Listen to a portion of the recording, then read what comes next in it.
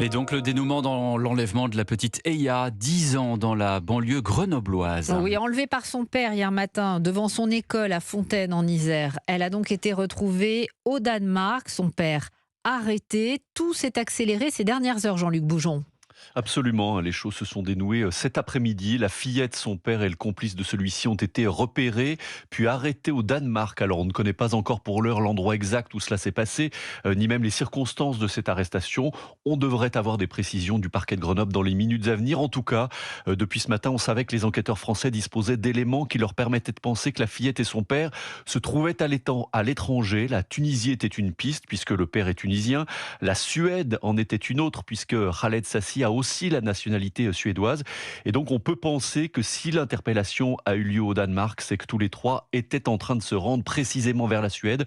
D'ailleurs, en début d'après-midi, plusieurs mandats d'arrêt européens avaient été délivrés.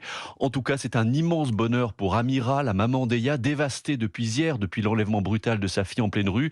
Écoutez la réaction de son avocate, maître Mélanie Muridi, que nous avons pu joindre il y a quelques minutes. C'est beaucoup d'émotions et elle est bien évidemment soulagée. Alors voilà, elle a hâte de retrouver sa fille. Aujourd'hui, là, c'est beaucoup d'émotions, mais c'est surtout un grand soulagement. Ils ont été retrouvés au Danemark, ils ont été interpellés. Donc aujourd'hui, voilà, ma cliente va pouvoir revoir sa fille et la ramener à la maison. Donc c'est une très bonne nouvelle.